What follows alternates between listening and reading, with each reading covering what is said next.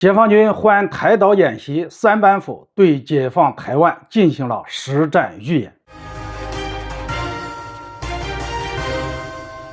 大家好，我是肖金华。最近，随着台独分子蔡英文串门会面美国众议院议长麦卡锡，解放军随即展开了为期3天的环台岛战备警巡和联合利剑演习，以实际行动回击了美台勾连的错误行径。我认为这次解放军环台岛演习完全打破了以前的演练模式方法，果断采取三板斧，坚定了大陆统一祖国、解放台湾的决心意志，完善了解放军夺占台岛、打下台湾、消灭台独分裂势力的实战意愿，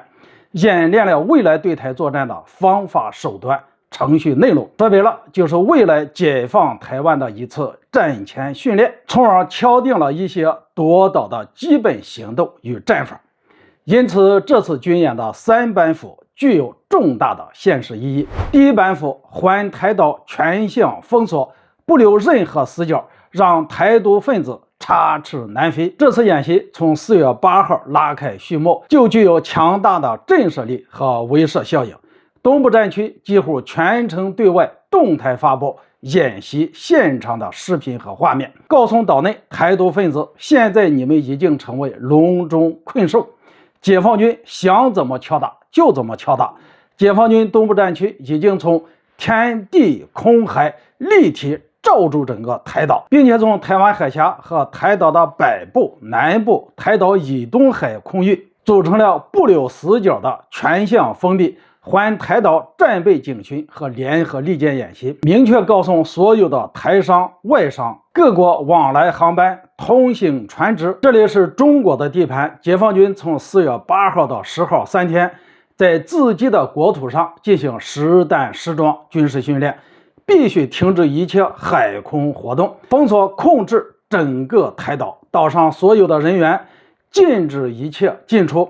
别看这样一种行动，不仅表明台湾是中国的领土，只有中国人民解放军才具有想封就封、想打就打、想控就控的绝对权利，显示我的地盘我做主的领土主权。同时还表明，一旦台岛封控，岛内台独分裂势力全部困于岛内，采取瓮中捉鳖，一个都别想跑掉。这种战法可以叫做困兽之战，或叫做盖罩之战，意思像是用一个大大的锅盖把整个台岛从空天地海立体式给死死的罩住，再加上环台岛的战备警巡，至此岛内连个苍蝇都飞不出去，别说蔡英文之流的台独分子想逃跑了。这种战法将是未来夺占台岛的首要行动，有可能用这第一板斧就能达成不战而屈人之兵的目的。第二板斧，联合火力打击，就是要打敌要害，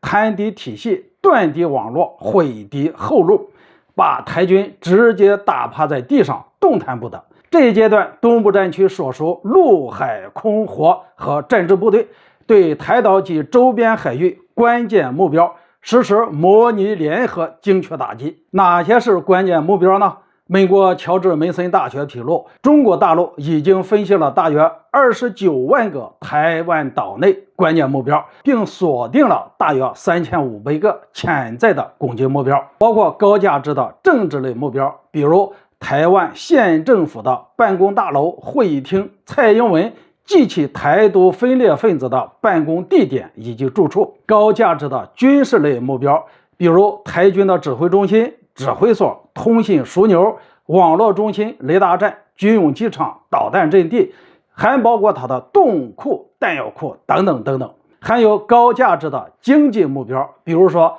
道路、桥梁、民用机场、港口、重要的交通线、大型的水利、电力、燃力、油库等等重要目标。对于台湾上述众多关键目标的模拟打击是由火箭军来完成的。来自央视的报道称，火箭军任务部队一案完成了首轮对台湾关键目标模拟打击，然后部队转场精确完成发射准备，随时听令进行第二波的打击。通过这一轮铺天盖地的集中火力打击，不仅完成了对蔡英文等台独主要分裂分子的斩首行动，还把台岛及周边海域的政治、军事和经济目标几乎全部给摧毁，让台军瘫痪在地，不但失去了反击能力，同时也失去了潜在的后续支援保障能力。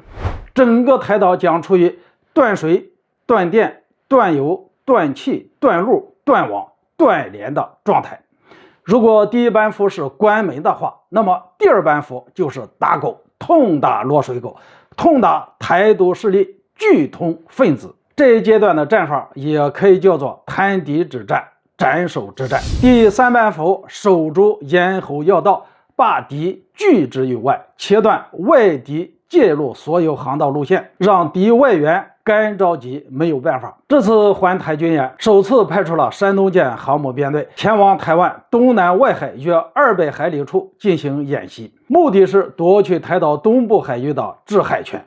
守住这一重要的海上航道，防止外敌驰援台湾，特别是防止美国、日本、韩国、越南、菲律宾，甚至还包括印度等外部势力的干扰和破坏，把这些力量拒之门外，为我彻底解放台湾扫清障碍。好了，今天就说到这里，咱们下次见。